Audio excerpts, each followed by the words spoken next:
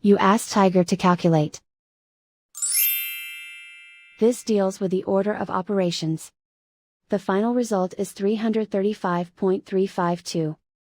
Let's solve it step by step. Simplify exponents and square roots. 6 to the power of 2 equals 36. Perform any multiplication or division, from left to right. 2 times 3.14 equals 6.28. 6.28 times 36 equals 226.08. 2 times 3.14 equals 6.28. 6.28 times 6 equals 37.68. 37.68 times 2.9 equals 109.272.